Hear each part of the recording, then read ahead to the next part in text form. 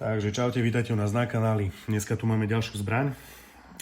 Toto je zbraň, na ktorú sa pár ľudí pýtalo, o ktorej som už pár ľuďom aj slúbil, že ju budeme natáčať, ale nejako sme sa nemohli vychytať.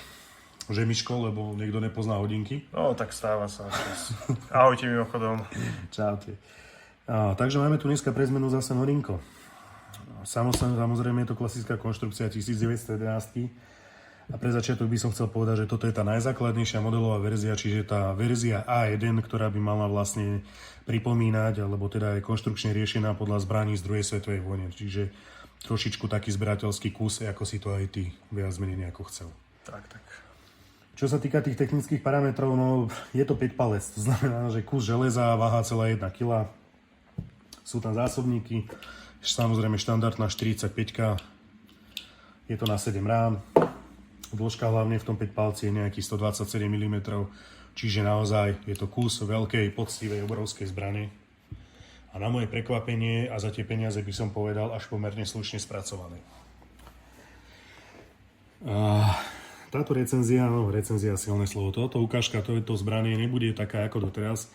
No by som sa chcel ku tejto zbrani vyjadriť, lebo dostal som pár otázok, hlavne na náš facebookový kanál a ľudia sa tam na to pýtali, či bude, kedy bude. Norinko je čínska spoločnosť, vzhľadom k tomu, že Coltu padla tá licencia na výrobu tejto konštrukcie, to znamená, že si to môže vyrábať kto chce, kedy chce. Pustili sa do toho samozrejme aj Číňania, vzhľadom k tomu, že Norinko vyrába časti zbraní aj pre naozaj renovovaných výrobcov. Asi by som sa toho až tak nebál. Problém, alebo výhoda, alebo neviem to nazvať, v tomto Norinku vlastne je jeho cena. A myslím si, že to, ako Norinko dokáže na jednej strane niečo dopasovať a dokáže niečo pekne urobiť, tak na druhej strane dokáže vyrobiť aj nejakú blbosť, ktorá na tej zbrani, by som povedal, uberá na, nehovorím, že spoľahlivosti, ale povedzme, že keď to človek vidí, není hneď na prvýkrát presvedčený, že by ju chcel. Norinko v 45-ke je pre veľa ľudí obraná záležitosť s tým, že chcem 45-ku, chcem 1911 a nejsom ochotný zanadať 2000 eur alebo 1500. Pre takých tých, by som to nazval trezorových zberateľov, ako ty, Michal. No napríklad. Je to, dá sa povedať, že ideálna voľba. A vzhľadom k tomu, že Michal má nejaký vzťah aj k zbraniam, čo sa týka druhej svetovej vojny a vo všeobecnosti ku Coltom, lebo je veľký fanúšik Coltu, tak bola možnosť prakticky a nejakým spôsobom vlastnejšie sa k tomu Norinku ešte dostať, takže si ju zobral. Čo sa týka Norinka je tam trochu problém, pretože dohľadávať nejaké regulérne informácie ohľadom tej zbrani je problém. Keď som sa hrábal trošku viacej na internete, prišiel som na to, že Norinko existuje divízia pre Európu, pre Kanadu, pre Spojené štáty. Je tam nejaké označenie A1, A2, šport a neviem čo.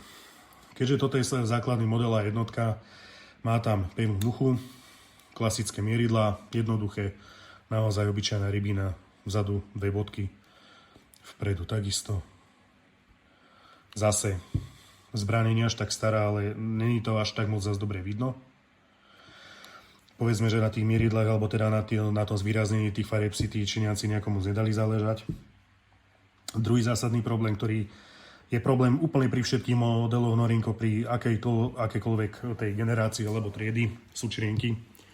Tie treba vymeniť viac menej ako prvé, pretože či som čítal slovenské, české alebo americké fóra, proste to praska, nerobí to dobrotu. Je to tak, podotkne v tejto pôvodnej verzii Norinka boli nejaké bakelity škaredé čierne, takže ja som prvé, čo urobil, objednal z Ameriky mahagóny a je to 101 tá zbraň, akože vyzerá krajšie aj lepšie sa drží, to je jednoznačné. Súhlasím. Čo sa týka toho gripu na tom, je tam veľmi príjemná textúra, draplavá, drží to v tej ruke, ale neškrabe to a nejakým spôsobom to nevadí. Ohľadom Norinka treba si uvedomiť základnú vec, čo je cena, kde v podstate sa dostávame ku oceľovej 1911 v podstate pod 500 eur. Tak. Niekedy je to ešte menej pri niektorých modeloch. No a teraz sa musíme zamyslieť nad tým asi, prečo to tak je. To znamená, že áno, Číňania to dokážu vyrobiť za pár korún, ale treba si uvedomiť, že sú to aj nejaké clá poplatky. To znamená, že cena tej zbrane bude naozaj podstatne menšia. Otočím ti to takto hlavnou. 45-ka to človek nevie, či je to hlavene alebo ťaľ vyjde vlak. Tvar toho kohúta, jednoznačná identifikácia pre zbrane prakticky z druhej svetovej vojny. No. Takže ideme na to. Čo sa týka tej zbrane, chcel by som ukázať ešte jednu dôležitú vec. Číňanci dokážu urobiť záver, ktorý je krásny, lesklý a hladký. Vyzerá, skoro by som povedal, taký ako klavírový lak. Je to absolútne hladké, absolútne príjemné. Ale na druhej strane dokážu oddrbať rám, kde z toho držania vznikajú flaky. A to nemá najazdené veľmi veľa, nejako 500 rán z toho je pustené a toto sa stalo, takže trošku to nechápem, ale... No, presne tak. To je presne to, že v podstate oni dokážu mne to príde, ako keby to vyrábali v 2 fabrikách a potom to len si zmontovali. Myslím si, že by nikomu už ani hlava neodpadla, keby tú povrchovku, ktorú použili na závere, použili a dole na zvyšku tej zbrane. A myslím si, že k menu tej zbrojovky by to určite len prospelo. Pretože samozrejme nie každý toto znese, nie každému sa to páči a sú ľudia, ktorí majú z toho vyslovené výražky. Zasa na tej druhej strane áno, beriem, dá sa zohnať aj grip, ktorý je tuto vpredu, dá sa to nejakým spôsobom ochrániť, dajú sa tu ponalípať rôzne pásky. V prednej časti, čo sa týka toho rámu, samozrejme není žiadne zdrsnenie, je to úplne hladolinké, je to jednoduché. To znamená, zasa by to bolo aj čo najlacnejšie na tú výrobu. V zadnej časti je zasa štandardná klasická dlaňová poistka. Táto dlaňová poistka je urobená presne tak, ako by vyrobená nemala byť. To znamená, má byť zdvihnutá a po vymačknutie tej poistky by sa mala dostať do roviny. Tu je skoro v rovine, keď sa jej nikto nedotýka a keď na ňu zatlačím, tak vlastne prepadne až donútra. To znamená, že možno je tam dobré perko, možno tá poistka funguje ako má, ale není tu ten hrbolček, to vyvýšenie, vďaka ktorému by tá dlaňová poistka mala trošičku efektívnejšie a trošičku lepšie pracovať. Zase je to len nejaká drobnosť, niekomu to môže vadiť, niekomu nie. Ja si osobne myslím, že je to veľká chyba. Sám mám 1911, tá ešte len bude nejakým spôsobom natáčaná, takže tam znova padne ku tomu nejakých pár slov. Čo sa týka zbrane, zase 45 obrovský kanón, má to peknú poistku. Na moje prekvapenie poistka ide krásne, plynulo, má slovo. Krásne cvaká, krásne ide. Na druhej strane, keď zbraň natiahnem a pustím, oproti tej mojej 1911 by som ho povedal, že trošku to tam drhne, ako keby tam bol pomaly piesok nasypaný. Bohužiaľ je to nejakým spôsobom daň za tú veľmi nízku cenu. A by som povedal, že je pomerne dobrú dostupnosť, hlavne čo sa týka tu na Slovensku, lebo nikto tu nezarába moc milióny a kto si chce kúpiť 1911 viac menej tak pre chuť, aby ju aspoň doma mal, tak si myslím, že tie 1911 od tej spoločnosti Norinco sú v celku slušná voľba. Tieto Norinka sa dajú zohnať aj v prevedení šport, dajú sa zohnať aj v prevedení dualton, kde vrch je čierny, spodok strieborný alebo naopak. Tie modely v prevedení šport už majú aj nastaviteľné mieridlá, dá sa to tam nejakým spôsobom pomeniť. Mám od jedného kamaráta slúbenú aj tú poslednú verziu od Norinka, tú športovú, že mi ju požiča do videa, takže si myslím, že tiež to bude trošku zaujímavé. Norinko je v podstate zbrojovka z môjho pohľadu, alebo teda zbraň taká sama pre seba, pretože v podstate v tejto cenovej kategórii to na Slovensku není možné ešte s ničím nejakým spôsobom porovnávať. Možno by bola ešte na porovnanie zbrojovka Armscore. Možno to niekto pozná, možno nie. Nie je tu toho veľa, je tu pár zbraní na Slovensku. Dá sa to tu, dá sa povedať, ešte kúpiť, ale v podstate to Norinko až takú konkurenciu nemá. A v tom prípade, keď tá zbraň nemá konkurenciu, tak sa nedá ani moc s ničím porovnávať a keď sa nedá porovnávať, človek nemôže povedať, že je lepšia alebo horšia. A kúpiť si 45-ku oceľovú za takéto peniaze, kvôli tomu, aby človek mal viac menej pre radosť, tak si myslím, že na toto Norinko úplne stačí. A to bol asi aj tvoj dôvod to kúpiť. Súhlasím plne, jasné. Tie diely, ktoré sú tu na tej zbrani, to celé to spracovanie tej zbrane je pomerne hrubé. Není to nejakým spôsobom až začistené, ale není to ani tak spracované, že by to nejakým spôsobom vadilo. Že by tu niečo vyslovene blížilo, niečo škrábalo alebo niečo zavadzalo. To znamená, že z môjho pohľadu pre takých tých fanúšikov 1911, ktorí by ju chceli mať doma, chceli by ju mať doma v trezore, chceli by si raz za čas toho zastrieľať, po prípade by chcel 45 na obranu baráku a nečakal toho nejaké ultra špeciálne nejaké vlastnosti alebo nejakú extrémnu presnosť. na závodoch, tak si myslím, že to Norinko je dobrá voľba. Po prípade je možné zohnať aj nejaký model v prevedení 9 mm, čo sú zasa už aj ľudia, ktorí to nejakým spôsobom ladia na súťaže. Upravujú si tie zbrane Norinko len aby to nejakým spôsobom vyhovovalo tým určitým športovým disciplínám alebo nejakému športovému vyžitiu. Osobne si myslím, že by to mohol byť aj v celku slušný základ na výrobu nejakej zbrane, ale zasa treba na to opatrne, lebo natlačiť, 1000 eur do 500 eurovej zbrane moc zmysel nemá. To už asi skôr našetríte peniaze a kúpiť si nejaký závodný špeciál. Čiže nebudem odsudzovať to Norinko, mal jeden známy, zastrieľal som si z neho, priznám sa, že z tohto som neposlal ani jednu jedinú ranu, lebo s Michalom sa stretnúť, to je 3-krát do roka, je to v tom lepšom prípade. Sme dosť rozlietaní všetci, takže bohužiaľ. Mám jedného kamaráta, ktorý, Lubotný, to by som ťa chcel pozdraviť, ktorý sa v týchto 19-11 naozaj vrtá, vyzná sa, keď máme nejaký problém, alebo čo si aj minule mi pomáhal.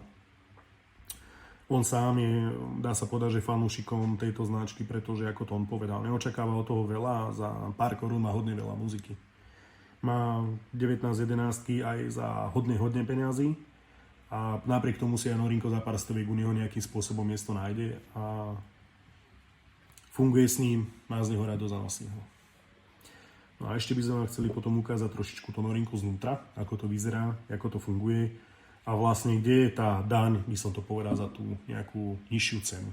Takže videjko na chvíľenku asi stopneme a za chvíľenku sme nazad. Čaute. No. Takže Norka máme rozobratého a veľa ľudí má hrôzu z toho, že čo tam objaví v tej zbrani, keď stála 500 a je to oceľová buchačka, že to tam musí byť vyrýpané od pilníkov a neviem od čoho. Takže takto vyzerá nejakým spôsobom ten spodný diel. Podotýkam, že čo sú tam vidno všelijaké také tie flaky, tak je to masné. Naozaj je to masné, dlhšiu dobu tú zbraň nepoužíval, čiže viac menej ani už olejoval, ale zakonzervoval. Sú tu nejakým spôsobom vidno aj tie drážky, že už začína to čiernenie ísť odtiaľ dole. V podstate tá zbraň je len zľahka zabehnutá. Ale nie je tu naozaj nič také, kvôli čomu by som nejakým spôsobom to Norinko mal zhadzovať alebo rozprávať niekomu o tom, akože čo je na tom zlé a teda.